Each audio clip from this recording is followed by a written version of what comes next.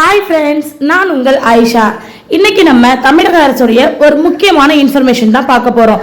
இந்த அப்டேட் வந்து ஆல்ரெடி இருக்கு, சில நபர்களுக்கு தெரிஞ்சிருக்கு, சில நபர்களுக்கு தெரியாம இருக்கு.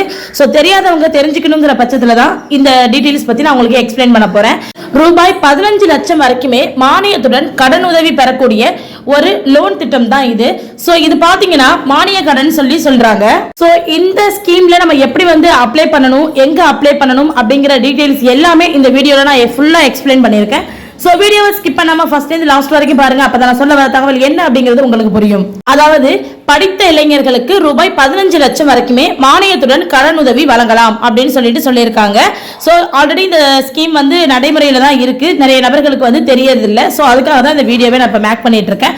சோ இதுக்கு வந்து எப்படி விண்ணப்பிக்கணும் அப்படிங்கறத பத்தியும் நான் இந்த வீடியோல உங்களுக்கு ஃபுல்லா வந்து எக்ஸ்பிளைன் பண்ணிருக்கேன்.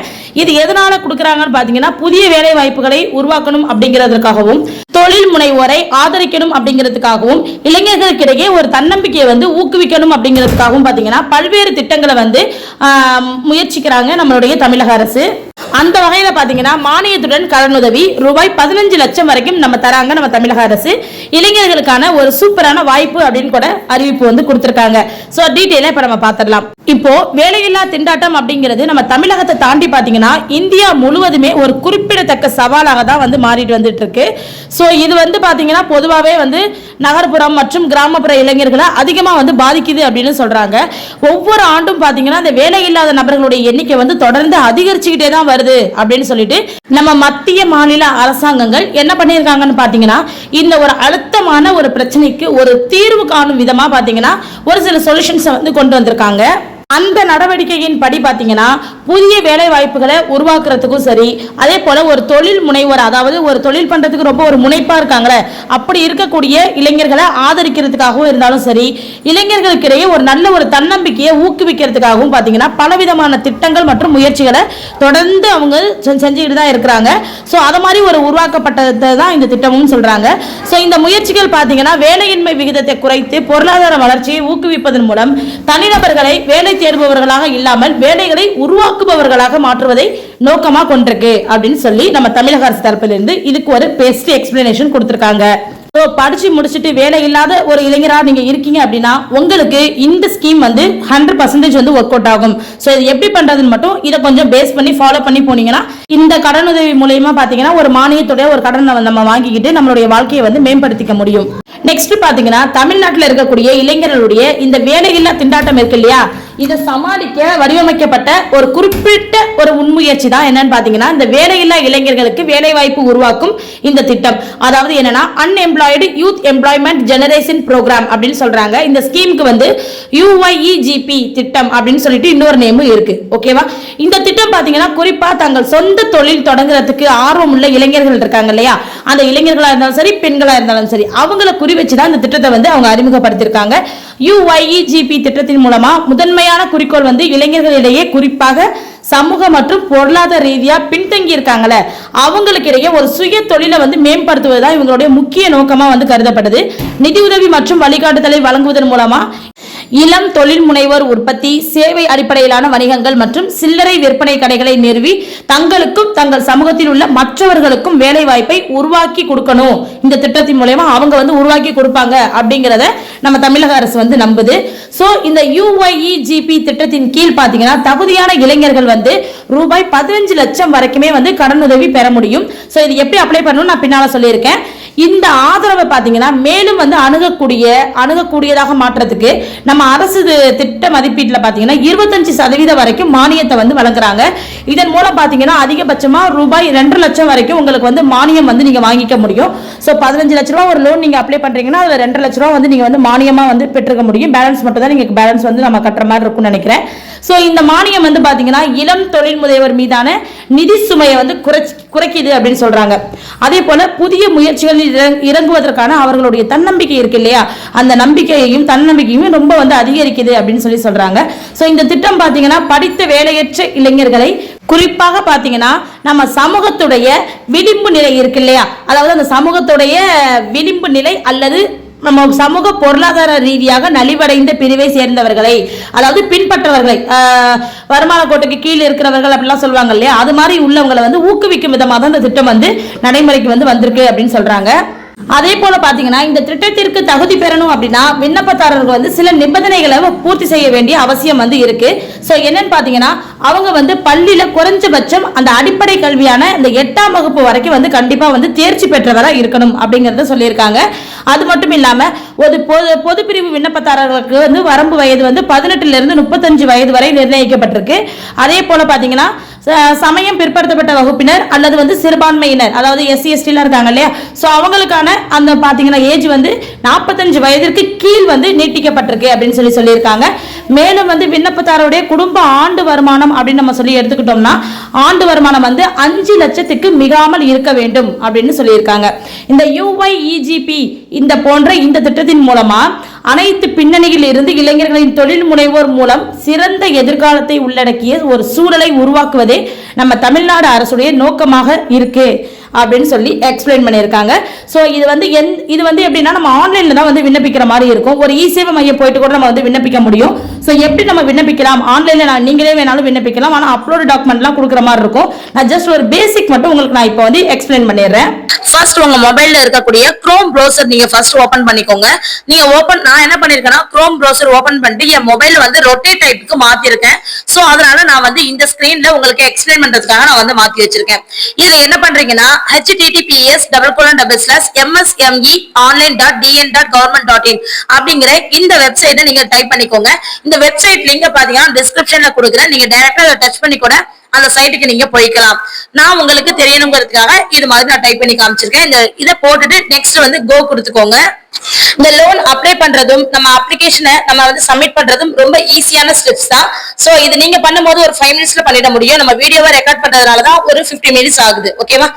ஓகே, லோட் ஆனதுக்கு அப்புறம் பாத்தீங்கன்னா உங்களுக்கு நெக்ஸ்ட் பேஜ் வந்து இது போலதான் ஓபன் ஆகும். சோ இதுதான் நம்மளுடைய ஃபர்ஸ்ட் பேஜும் கூட. சோ இதுல ஃபர்ஸ்ட் வெல்கம் டு MSME அப்படின்னு சொல்லிட்டு அவங்க சொல்லியிருப்பாங்க. சோ அந்த இடத்துல இன்ட் மார்க் இது இருக்கு பாருங்க, இந்த நோட்டிபிகேஷனை நீங்க இன்ட் பண்ணி விட்டுருங்க. நெக்ஸ்ட் பாத்தீங்கன்னா இதுல ஃப்ரண்ட் பேஜ்ல என்ன கொடுத்திருப்பாங்கன்னா நம்ம ஆல்ரெடி இந்த சைட்ல இருந்து நமக்கு என்னென்ன இந்த டிபார்ட்மெண்ட்ல இருந்து நமக்கு வேற என்னென்ன அப்டேட் கொடுத்திருக்காங்களோ அந்த அப்டேட்லாம் பாத்தீங்கன்னா நமக்கு ஒன் பை ஒன்னா வந்து ஃபர்ஸ்ட் வந்து ஷோ பண்ணிருப்பாங்க. சோ இது நம்ம வேணும்னா இது உள்ளார போயிட்டு கூட நீங்க வந்து பொறுமையா வந்து பாத்துக்கலாம். நெக்ஸ்ட் பாத்தீங்கன்னா சைடுல ஒரு 3 டாட் இருக்கு பாத்தீங்களா, 3 கோடு மாதிரி இருக்குல்ல, இந்த இடத்த நீங்க டச் பண்ணிக்கோங்க. ஏன்னா நம்ம இந்த இடத்துக்கு போய் தான் இந்த இது சம்பந்தமான மற்ற டீடைல்ஸ் எல்லாமே நம்ம வந்து பார்க்க போறோம். நம்ம வந்து ஒரு லோன் பத்தி தான் அப்ளை பண்ண இப்போ நம்ம வந்து உள்ள வந்து வந்திருக்கோம். சோ இந்த லோன் நம்ம எப்படி அப்ளை பண்றது அப்படிங்கறத பத்தி இப்ப நம்ம பார்க்க போறோம். அதுக்கு நீங்க சைட்ல இருக்கக்கூடிய இந்த 3 கோடு இருக்கு இல்லையா, இதை நீங்க டச் பண்ணிக்கோங்க. இதை நீங்க டச் பண்ணீங்க அப்படின்னா அதுல நிறைய ஆப்ஷன்ஸ் வந்து இதே மாதிரி வந்து உங்களுக்கு ஓபன் ஆகும். இதுல செகண்டா இருக்கு பாருங்க, ஸ்கீம் அப்படின்னு ஒரு ஆப்ஷன் இருக்கு இல்லையா, இந்த ஸ்கீம் ஆப்ஷனை நீங்க வந்து டச் பண்ணிக்கோங்க. நீங்க டச் பண்ணதுக்கு அப்புறம் பாத்தீங்கன்னா உங்களுக்கு இது மாதிரி உங்களுக்கு பேஜ் வந்து ஓபன் ஆகும். சோ இந்த பேஜ்ல வந்து உங்களுக்கு என்ன சொல்லிருப்பாங்கன்னா லாகின் பண்ண சொல்லிருப்பாங்க. நீங்க ஆல்ரெடி ரெஜிஸ்டர் பண்ணிருந்தீங்கன்னா டைரக்டா லாகின் பண்ணி நீங்க வந்து உள்ள போயிடலாம். நீங்க முத ஃபர்ஸ்ட் டைம் வரீங்க அப்படிங்கறதுனால இதுக்கு கீழே பாருங்க ரெஜிஸ்டர் அப்படின்னு ஒரு ஆப்ஷன் இருக்கு பாருங்க. அந்த இடத்துல போயிட்டு நம்ம என்ன பண்ணலாம், ஃபர்ஸ்ட் வந்து ரெஜிஸ்டர் பண்ணிக்கணும். சோ ரெஜிஸ்டர் பண்றதுக்கு என்னென்ன ப்ரொசீஜர் அப்படிங்கறத நான் இப்ப சொல்லிடுறேன். இந்த இருக்கு பாருங்க ரெஜிஸ்டர் அப்படிங்கிற ஆப்ஷன் இருக்கு இல்லையா, இந்த ஆப்ஷன் நீங்க டச் பண்ணி தான் நீங்க வந்து உள்ள போய்க்கணும். நீங்க உள்ள போனீங்க அப்படின்னா இதுக்கப்புறம் என்ன கேட்பாங்கன்னா உங்களுடைய நேம் கேட்பாங்க. ரெஜிஸ்டர் பண்ற பேஜ்ல ஃபர்ஸ்ட் உங்க நேம் கேட்பாங்க. நெக்ஸ்ட் உங்களுடைய டேட் ஆஃப் பர்த் கேட்பாங்க.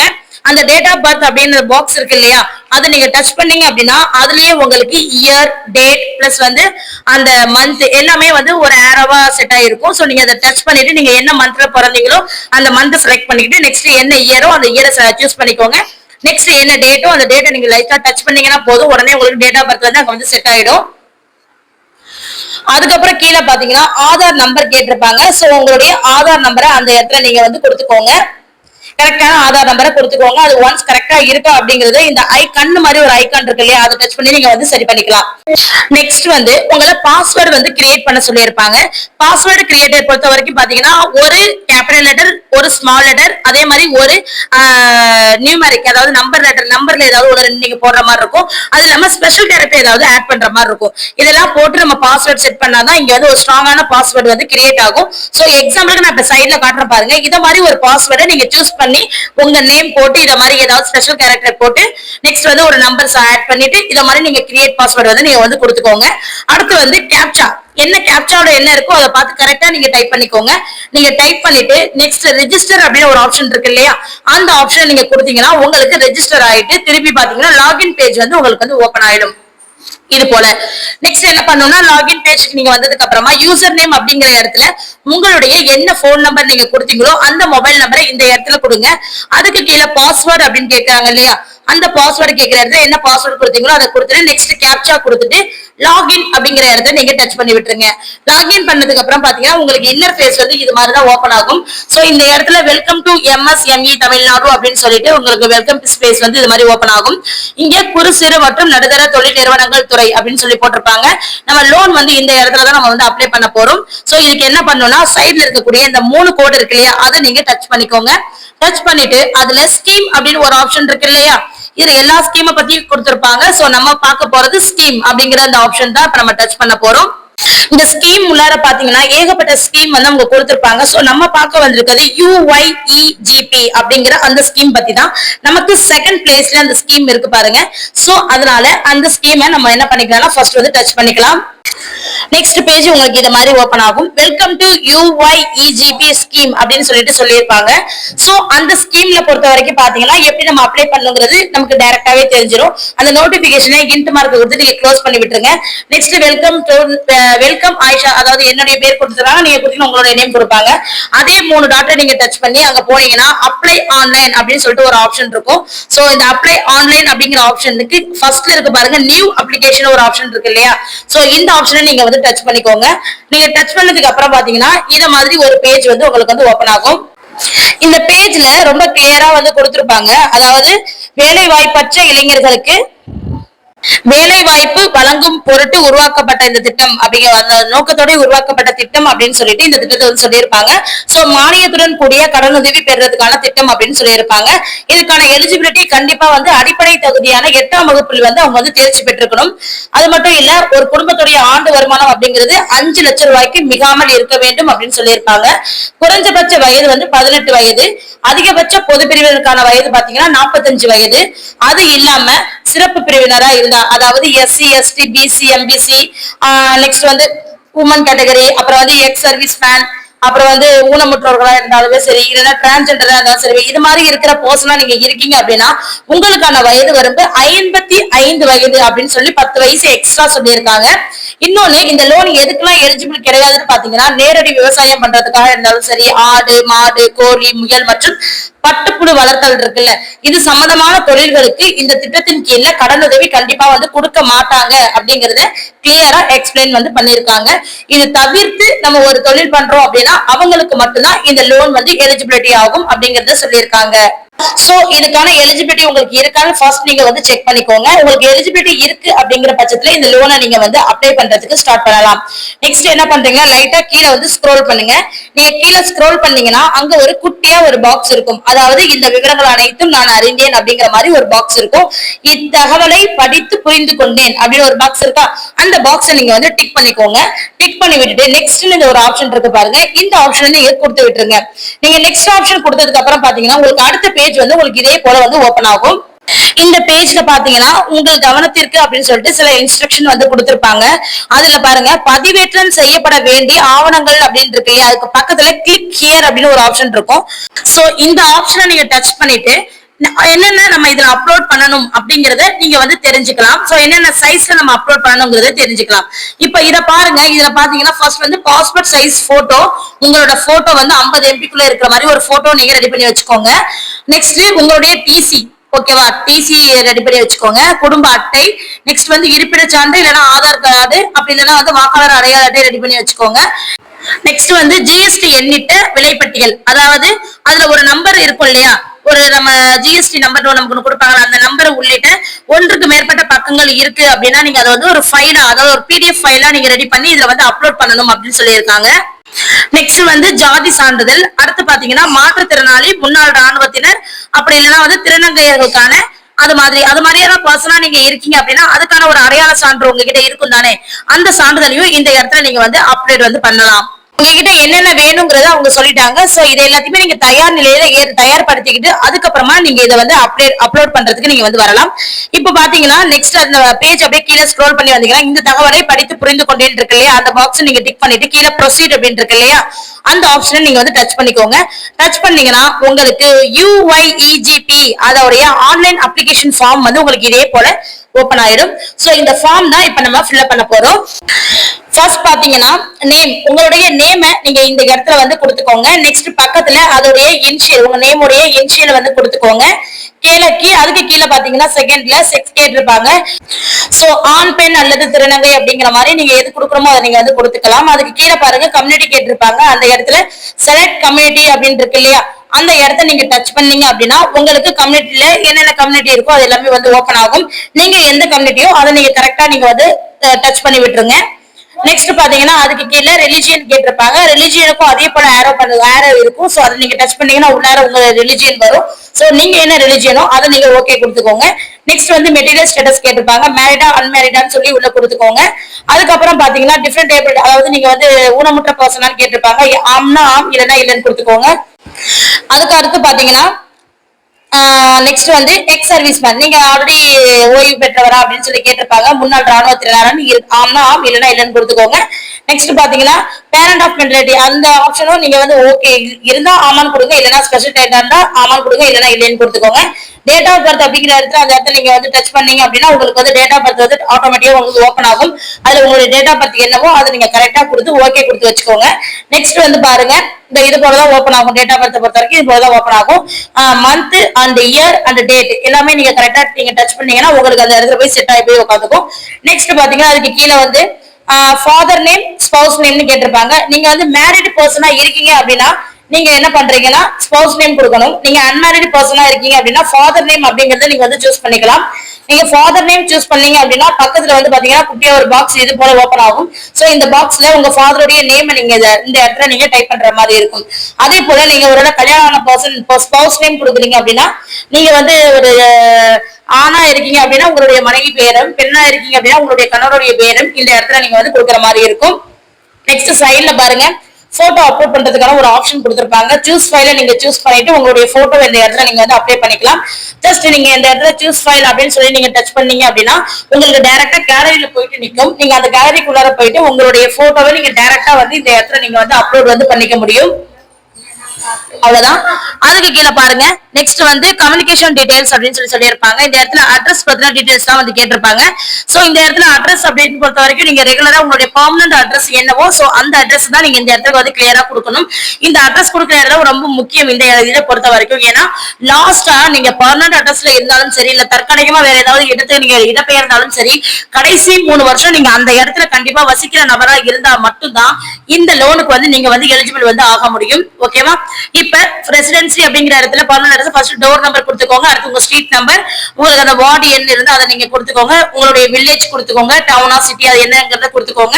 கீழே உங்க டிஸ்ட்ரிக்ட் கேட்டிருப்பாங்க, தாலுகா கேட்டிருப்பாங்க, அதுக்கு கீழே பின்கோடு கேட்டிருப்பாங்க. சேம் அதே தான் இங்க தற்காலிக முகவரியிலையும் கேட்டிருப்பாங்க. நீங்க ஒரே சேம் அட்ரஸ் தான் அப்படிங்கிற பட்சத்துல இந்த கிளிக் ஹியர்னு ஒரு பாக்ஸ் இருக்குல்ல, இந்த இருக்கு பாருங்க ப்ளூ கலர்ல, அந்த இடத்துல நீங்க டச் பண்ணீங்கன்னா நீங்க ஆல்ரெடி பெர்மனன்ட் அட்ரஸ்க்கு என்ன அட்ரஸ் கொடுத்தீங்களோ அதே சேம் அட்ரஸ் வந்து இந்த அட்ரஸ்லயுமே வந்து ஆட்டோமேட்டிக்கா வந்து பேஸ்ட் ஆயிடும். சோ அதனால நீங்க மறுபடியும் வந்து இதை வந்து கொடுக்க வேண்டிய அவசியம் இருக்காது. ஒரே அட்ரஸ்னா நீங்க சேம் அந்த கிளிக் ஹியர் கொடுத்தீங்கன்னா போதும். அதுக்கு கீழே பாருங்க ஆதார் நம்பர் கேட்டிருப்பாங்க. ஆதார் நம்பரை ஃபர்ஸ்ட் நீங்க வந்து கொடுத்துடணும். நெக்ஸ்ட் வந்து பேன் கார்டு நம்பர் கேட்டிருப்பாங்க. உங்களுடைய பேன் கார்டு நம்பரை கரெக்டா பார்த்து இந்த இடத்துல நீங்க ஸ்பெல் அவுட் பண்ணிக்கோங்க. அதுக்கு கீழே பாருங்க உங்களுடைய மொபைல் நம்பர் கேட்டிருப்பாங்க. ஃபர்ஸ்ட் நீங்க ஒரு மொபைல் நம்பர் கொடுத்துக்கோங்க. கொடுத்துட்டு அதுக்கப்புறம் ஆல்டர்னேட்டிவ் மொபைல் நம்பர்னு ஒண்ணு கேட்டிருப்பாங்க. அதாவது நீங்க கொடுத்த மொபைல் நம்பர் இல்லாம இன்னொரு மொபைல் நம்பரையும் நீங்க கொடுத்துக்கோங்க. நெக்ஸ்ட் இந்த சைட்ல இமெயில் ஐடி கேட்டிருப்பாங்க. இமெயில் ஐடியும் நீங்க கரெக்டா வந்து கொடுத்துக்கோங்க. ஓகேவா? இது எல்லாம் நீங்க கரெக்டா கொடுத்ததுக்கு அப்புறமா அதுக்கு கீழே கேட்டிருக்காங்க பாருங்க, நான் மேல சொன்னது கீழே கேட்டிருக்காங்க பாருங்க. அதாவது 3 வருஷமா residency continuously for the last 3 years in the area from where loan is applied அப்படின்னு சொல்றாங்க. ஓகேவா? லாஸ்ட் 3 வருஷமா நீங்க இப்ப கொடுத்திருக்கிற அந்த அட்ரஸ்ல தான் நீங்க வந்து ரெசிடென்சி வசிக்கிறீங்களான்னு கேட்டிருக்காங்க. இந்த இடத்துல செலக்ட்னு ஒரு ஆப்ஷன் இருக்கும். இங்க போயிட்டு நீங்க லோன் கொடுத்தா மட்டும்தான் உங்க லோன் வந்து அடுத்த ஸ்டெப்புக்கே போகும். நீங்க லாஸ்ட் 3 years அந்த அட்ரஸ்ல நீங்க வசிக்கிற அப்படின்னா எஸ் கொடுத்தீங்கன்னா உடனே இந்த இடத்துல உங்களுக்கு அப்படியே ஒரு ரெட் கலர்ல ஒரு பாக்ஸ் வந்து அவங்களே வந்து கொடுத்துருவாங்க. அந்த பாக்ஸ்ல வந்து நீங்க இந்த லோனுக்கு வந்து எலிஜிபிள் இல்ல அப்படிங்கிற மாதிரியும் இதுலயே வந்து தெளிவா வந்து சொல்லிடுவாங்க. சோ இந்த இடத்துல நம்ம எஸ் கொடுத்து லாஸ்ட் 3 இயர்ஸ் அந்த இடத்துல நம்ம வசிச்சிருந்தா மட்டும்தான் அடுத்து இந்த லோன் ஸ்லிப்பை நம்ம ரன் பண்ணி கொண்டு போக முடியும். ஓகே, இந்த இடத்துல நீங்க வந்து எஸ் கொடுத்துக்கோங்க. நெக்ஸ்ட் பாத்தீங்கன்னா குவாலிஃபிகேஷன் வந்து கேட்டிருப்பாங்க. இந்த குவாலிஃபிகேஷனை பொறுத்த வரைக்கும் இதே மாதிரி இங்கேயுமே ஒரு ஆப்ஷன் இருக்கு, நான் சொல்றேன். சோ 8th ஸ்டாண்டர்ட் பாஸ்ட்னு ஒரு ஆப்ஷன் இருக்கு இல்லையா, அதுக்கு நேரா பாருங்க எஸ் ஆர் நோ அப்படின்னு சொல்லி கொடுத்துருக்காங்க இல்லையா. சோ இந்த ஆப்ஷன்ல நம்ம என்ன பண்ணணும்னா எஸ் தான் கொடுக்கணும். இங்கேயுமே நம்ம நோ கொடுத்துட்டோம் அப்படின்னா அதுக்கப்புறம் நம்ம லோன் ஸ்டெப்பை வந்து கொண்டே போக முடியாது. நான் ஜஸ்ட் உங்களுக்கு கொடுத்து காட்டுறேன் பாருங்க. இது மாதிரி நம்ம லோ கொடுத்துட்டோம் அப்படின்னாலே என்ன ஆயிடும்னு பாத்தீங்கன்னா இதுக்கப்புறம் அக்செப்ட் பண்ணிக்க மாட்டாங்க. ஏன்னா இவங்களுடைய எலிஜிபிலிட்டி என்ன சொல்லியிருக்காங்க, அடிப்படை கல்வி தகுதியான 8ஆம் வகுப்பு கண்டிப்பா வந்து தேர்ச்சி பெற்றுக்கணும்ங்கிறது அவங்க சொல்லியிருக்கிற ஒரு தகவல். அதனால அதுக்கு மேல நமக்கு ஸ்டெப் வந்து மூவ் ஆகாது. ஓகேவா. நெக்ஸ்ட் பாத்தீங்கன்னா அதுக்கு கீழே வந்து நீங்க வேற ஏதாவது அகாடமிக் குவாலிஃபிகேஷன் பண்ணிருக்கீங்க அப்படின்னா அந்த கோர்ஸுக்கான டீடைல்ஸ் இந்த பாக்ஸ்ல நீங்க வந்து கொடுங்க. நெக்ஸ்ட் வந்து டெக்னிக்கல் குவாலிஃபிகேஷன் தொழில்நுட்ப தகுதி பத்தி உங்களுக்கு வேற ஏதாவது நீங்க படிச்சிருக்கீங்க அப்படின்னா அது சம்பந்தமான கோர்ஸ் டீடைல்ஸ் வந்து அந்த பாக்ஸ்க்கு நேரா இருக்கக்கூடிய இந்த பாக்ஸ்ல வந்து நீங்க வந்து கொடுக்கணும். ஓகேவா. நெக்ஸ்ட் பாருங்க, அந்த 11வது ஆப்ஷன் என்ன கேட்டிருப்பாங்கன்னா இதற்கு முன்னால இதே மாதிரி மானியத்துடன் கூடிய நம்ம கவர்மெண்ட் லோன் ஏதாவது நீங்க வந்து அப்ளை பண்ணி வாங்கிருக்கீங்களா அப்படின்னு சொல்லி கேட்டிருப்பாங்க. இந்த இடமும் ரொம்ப முக்கியமான இடம். சோ நம்ம அது மாதிரி ஏதாவது லோன் நம்ம வாங்கியிருக்கோம் அப்படின்னு எஸ் கொடுத்துட்டோம் அப்படின்னா அதுக்கு மேலையும் இந்த லோன் வந்து ரன் ஆகாது. ஏன்னா இந்த லோன் மட்டும் தான் நம்ம அப்ளை பண்ற மாதிரி இருக்கும். இதுக்கு முன்னால நம்ம வேற ஏதாவது கவர்மெண்ட் லோன் அப்ளை பண்ணியிருந்தோம்னா இந்த லோனுக்கு வந்து நம்ம வந்து எலிஜிபிள் வந்து கிடையாது. ஓகேவா. அவ்வளவுதான். அதுக்கப்புறம் அதுக்கு கீழே பாத்தீங்கன்னா ட்ரைனிங் அண்ட் லோன், அது என்னன்னா பயிற்சி. அதாவது இப்ப நீங்க ஒரு தையல் சம்பந்தமா ஒரு தொழில் ஆரம்பிக்க போறீங்க அப்படிங்கிற பட்சத்துல அது சம்பந்தமா நீங்க ஏதாவது பண்ண போறீங்க அப்படின்னா அதை பொறுத்து உங்ககிட்ட ஏதாவது ட்ரைனிங் உங்களுக்கு ஆல்ரெடி இருக்கா அப்படின்னு சொல்லி கேட்டிருக்காங்க. எஸ்னா எஸ் கொடுத்துக்கோங்க. அதுக்கு கீழே அப்ப சப்போஸ் நீங்க எஸ் கொடுத்துட்டீங்க அப்படின்னா நீங்க என்ன இன்ஸ்ட்ரக்ஷன் வச்சிருக்கீங்க, அதாவது உங்களுடைய நிறுவனத்துடைய பெயர் என்ன அப்படின்னு கேட்டிருப்பாங்க. அந்த நிறுவனத்துல நீங்க எவ்வளவு காலம் வந்து பயிற்சி எடுத்தீங்கன்னு சொல்லி கேட்டிருப்பாங்க. ஃப்ரம் ஆர் டு, அதாவது தையல் பயிற்சி நீங்க எடுத்திருக்கீங்க அப்படின்னா அந்த தையல் பயிற்சி எங்க நீங்க எடுத்தீங்க, அது எவ்வளவு நாள் எடுத்தீங்கிற மாதிரி கேட்பாங்க. அதை நீங்க வந்து ஃபில்அப் பண்ணணும். இப்ப நான் அந்த இடத்துல நோ கொடுத்தேன், அந்த ஆப்ஷன் போயிடுச்சு பாருங்க. ஓகேவா. அதுக்கப்புறம் பாத்தீங்கன்னா வேலைவாய்ப்பு அலுவலகத்துல வந்து நீங்க ஆல்ரெடி வந்து எம்ப்ளாய்மெண்ட்ல வந்து பதிவு பண்ணிருக்கீங்களான்னு கேட்பாங்க. எஸ்னா எஸ் நீங்க கொடுத்துட்டீங்கன்னா கண்டிப்பா நம்ம பதிவு பண்ணிருப்போம், அதனால எஸ் கொடுத்துக்கோங்க. அதுக்கு கீழே வந்து உங்களுடைய அதாவது அந்த registration employment registration number first கேட்டிருப்பாங்க, அதை பார்த்து கரெக்டா கொடுத்துங்க. அதுக்கு கீழே எம்ப்ளாய்மெண்ட் ரெஜிஸ்ட்ரேஷன் டேட் கேட்டிருப்பாங்க, எந்த டேட்ல நீங்க வந்து ரெஜிஸ்டர் பண்ணிருக்கீங்கன்னு கேட்பாங்க, அதையும் நீங்க கரெக்டா வந்து கொடுத்துருங்க. அதுக்கு கீழே பாத்தீங்கன்னா உங்களுடைய ஆண்டு வருமானம் கேட்டிருப்பாங்க. இவங்க ஆண்டு வருமானம் 5 லட்சம் ரூபாய்க்கு கீழே இருக்கணும்னு சொல்லியிருக்காங்க. சோ அதுக்கு தகுந்தாற் போல நீங்க ஆண்டு வருமானம் என்னவோ அதை நீங்க கரெக்டா வந்து போட்டுக்கோங்க. அதுக்கப்புறம் பாத்தீங்கன்னா உங்களுடைய ப்ராஜெக்ட் சம்பந்தமான டீடைல்ஸ் எல்லாம் வந்து அதுக்கப்புறம் வந்து அப்லோட் வந்து பண்ண சொல்லியிருப்பாங்க. நீங்க என்ன தொழில் வந்து தொடங்க இருக்கீங்களோ அந்த தொழில் என்ன அப்படிங்கறத ஃபர்ஸ்ட் பாக்ஸ்ல நீங்க வந்து கொடுக்கணும். லைன் ஆஃப் ஆக்டிவிட்டி அப்படிங்கிற இடத்துல அந்த தொழில் பத்தி நீங்க வந்து கொடுக்கணும். எக்ஸாம்பிளுக்கு பாத்தீங்கன்னா நான் ஒரு எக்ஸாம்பிள் சொல்றேன். இப்ப நான் ஒரு ஆட்டோ மொபைல் ஷாப் வைக்கிறதுக்காக இந்த லோனை வந்து நான் அப்ளை பண்றேன் அப்படின்னா இந்த இடத்துல ஆட்டோ மொபைல் ஷாப் அப்படின்னு சொல்லிட்டு நான் இந்த இடத்துல வந்து டச் பண்ணிக்கணும். சோ இது சம்பந்தமா எனக்கு ஏதாவது அனுபவம் இருக்கு அப்படிங்கிற பட்சத்துல இந்த 2வது பாக்ஸ்ல எஸ் அப்படின்னு சொல்லிட்டு நான் வந்து டைப் பண்ணிக்கலாம். நெக்ஸ்ட் கேட்டிருக்காங்க பாருங்க, கேட்டகரி ஆஃப் வெஞ்சர்ஸ் கேட்டிருக்காங்க. நம்ம வந்து பிசினஸ் தான் பண்ண போறோம். சோ அதனால பிசினஸ் தான் நம்ம கொடுக்கணும். நெக்ஸ்ட் வந்து 4th ஆப்ஷன் பாருங்க, அட்ரஸ் கேட்டிருப்பாங்க. அதாவது நம்ம வந்து தொழில் தொடங்கக்கூடிய அந்த இடம் இருக்கு இல்லையா, அந்த இடம் சம்பந்தமான மொத்த அட்ரஸ் இந்த இடத்துல நம்ம வந்து கொடுக்குற மாதிரி இருக்கும். அதுல ஃபர்ஸ்ட் ஆப்ஷன் வந்து ஏரியா கேட்டிருப்பாங்க. நம்ம துவங்கக்கூடிய இடம் வந்து கிராம பக்கத்துல இருக்கா இல்ல வந்து நகர்ப்புறமா இருக்கா அப்படிங்கிற மாதிரி கேட்டிருப்பாங்க. சோ அது கிராமமா இருந்தா ரூரல் கொடுங்க, நகரமா இருந்தா அர்பன் கொடுங்க. அதுக்கு கீழே டோர் நம்பர் கேட்டிருப்பாங்க. நெக்ஸ்ட் வந்து ஸ்ட்ரீட் நேம் கேட்டிருப்பாங்க, அந்த வில்லேஜ் ஏரியா அந்த டீடைல்ஸ் எல்லாம் கேட்டிருப்பாங்க. அதை கரெக்டா அந்தந்த பாக்ஸுக்கு நேரா இருக்கக்கூடிய பாக்ஸ்ல வந்து நீங்க வந்து டைப் பண்ணிக்கோங்க. இது எல்லாமே நம்ம எங்க ஷாப் ஆரம்பிக்க போறோமோ என்ன வியாபாரம் நம்ம பண்ண போறோமோ அந்த இடத்தினுடைய அட்ரஸ் தான் இந்த இடத்துல நம்ம வந்து கொடுக்கணும். நெக்ஸ்ட் பாத்தீங்கன்னா அந்த டிஸ்ட்ரிக்ட், தாலுகா, பிளாக் இது எல்லாமே நீங்க கரெக்டா சூஸ் பண்ணிட்டு நெக்ஸ்ட் பின்கோட் அப்படின்னு இருக்கு இல்லையா, அந்த இடத்துல இந்த போஸ்டல் பின்கோட் நம்பரையும் கரெக்டா கொடுத்துக்கோங்க. அதுக்கப்புறம் பாத்தீங்கன்னா சட்டமன்ற தொகுதி கேட்டிருப்பாங்க. உங்களுடைய சட்டமன்ற தொகுதி என்னவா இருக்குமோ அதை நீங்க செலக்ட் கண்டினியூஸ்லி அப்படின்ற அந்த ஆப்ஷனை நீங்க டச் பண்ணிட்டு அந்த இடத்த நீங்க வந்து கரெக்டா வந்து நீங்க வந்து கொடுத்துக்கலாம். நெக்ஸ்ட் பாத்தீங்கன்னா இந்த பிசினஸ் நீங்க வந்து ஸ்டார்ட் பண்றதுக்கு அல்லது வந்து செட்டப் பண்றதுக்கு உங்களுக்கு டோட்டலா வந்து எவ்வளவு அமௌண்ட் வந்து உங்களுக்கு தேவைப்படும் அப்படிங்கிற மாதிரி டீடைல்ஸ் தான் வந்து கேட்டிருப்பாங்க. டோட்டலா உங்க ப்ராஜெக்ட்டுக்கு வந்து மேக்ஸிமம் அவங்க கொடுக்க போறது வந்து 15 lakhs. சோ அதுக்கான பிசினஸ் தான் நீங்க வந்து ரன் பண்ண போறீங்களா அப்படிங்கிற மாதிரியான டீடைல்ஸ் வந்து அவங்க கேட்டிருப்பாங்க. சோ இந்த ஒர்க்கிங் கேபிட்டல் அப்படிங்கிற இடத்துல அந்த அமௌண்ட்டுக்கான டீடைல்ஸ் தான் நீங்க வந்து கொடுக்கணும். அதே போல பாத்தீங்கன்னா இந்த ஒர்க்கிங் கேபிட்டல் அப்படிங்கிற இடத்துல உங்களுடைய பிசினஸ்க்காக எவ்வளவு அமௌண்ட் உங்களுக்கு தேவைப்படுதோ, ஒரு எக்ஸாம்பிளுக்கு ஒரு 10 லேக் தேவைப்படுதுன்னா அந்த 10 லேக் அப்படிங்கறத நீங்க இந்த இடத்துல வந்து நீங்க வந்து கொடுத்துக்கணும் ஒர்க்கிங் கேபிட்டல்ல. நெக்ஸ்ட் அதர் பிக்ஸ்ட் அசெட்னா அசையாத சொத்து ஏதாவது உங்ககிட்ட இருக்குன்னா அந்த சொத்துடைய மதிப்பு என்ன அப்படிங்கறத டீடைல் கேட்டிருக்காங்க. சோ அந்த சொத்து ஒரு 5 லட்சம் ரூபாய்க்குள்ள ஒருத்தர் உங்களுக்கு சொத்து ஏதாவது உங்ககிட்ட இருக்கு அப்படின்னா அதை இந்த செகண்ட் பாக்ஸ்ல நீங்க வந்து கொடுத்துக்கோங்க. தேர்ட் பாக்ஸ்ல வந்து ஆட்டோமேட்டிக்கா ரெண்டுமே வந்து கால்குலேட் ஆகி உங்களுக்கு வந்து வந்துரும். நெக்ஸ்ட் ஒரு ஆப்ஷன் கேட்டிருக்காங்க பாருங்க. இதற்கு முன்னாடி மத்திய மற்றும் மாநில அரசு சார்ந்த நிதி நிறுவனங்கள்ல வேற ஏதாவது உதவி நீங்க வந்து பெற்றிருக்கீங்களா அப்படின்னு சொல்லி கேட்டிருப்பாங்க. அப்படி வாங்கியிருந்தீங்கன்னா எஸ் கொடுங்க, இல்லைன்னா வந்து நோன்னு சொல்லி கொடுத்துக்கோங்க. நீங்க மேல கொடுத்திருக்கிற தகவல் படி பாத்தீங்கன்னா அவங்க சில டாக்குமெண்ட் எல்லாம் வந்து அப்லோட் பண்ணி சொல்லி கீழே வந்து சொல்லியிருப்பாங்க. ஃபர்ஸ்ட்ல சொல்லியிருக்காங்க பாருங்க, பள்ளி அல்லது கல்லூரி, அதாவது டிசி வந்து அப்லோட் பண்ண சொல்லியிருக்காங்க.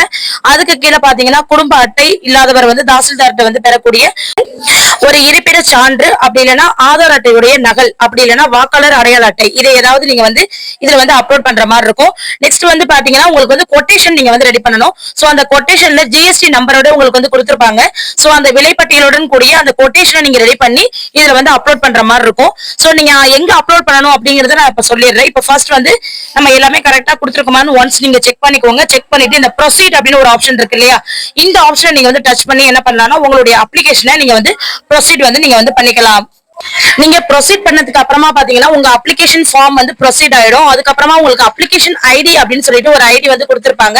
சோ அந்த ஐடியை நீங்க வந்து கரெக்டா வந்து நோட் பண்ணி வச்சுக்கோங்க. அந்த ஐடியை வச்சுதான் நம்ம என்ன பண்ண போறோம்னா நெக்ஸ்ட் வந்து டாக்குமெண்டேஷன் வந்து நம்ம வந்து அப்லோட் வந்து பண்ண போறோம். சோ அதனால அந்த அப்ளிகேஷன் ஐடியை நீங்க கரெக்டா வந்து நோட் பண்ணி வச்சுக்கணும். இந்த இடத்துல நீங்க அப்ளிகேஷன் ஐடியை நோட் பண்ணிட்டு என்ன பண்றீங்கன்னா நெக்ஸ்ட் வந்து மெயின் பேஜ் வந்துருங்க. அதே மாதிரி அந்த த்ரீ டாட்டை வந்து கிளிக் பண்ணிக்கோங்க.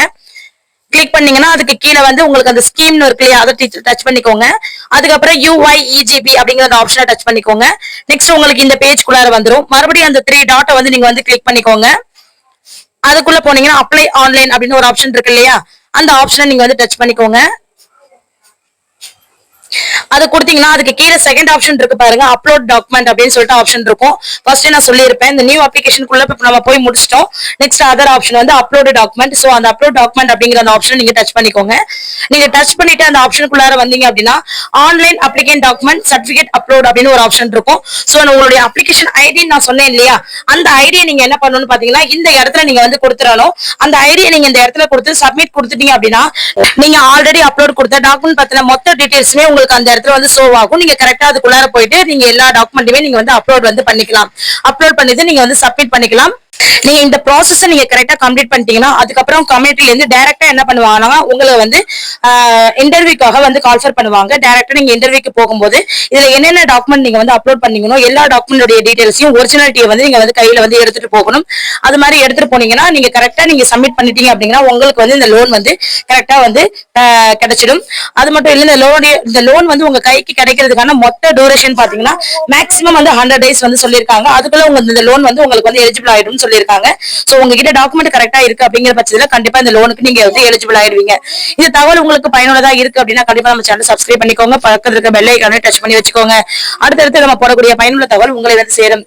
Okay, thank you, by.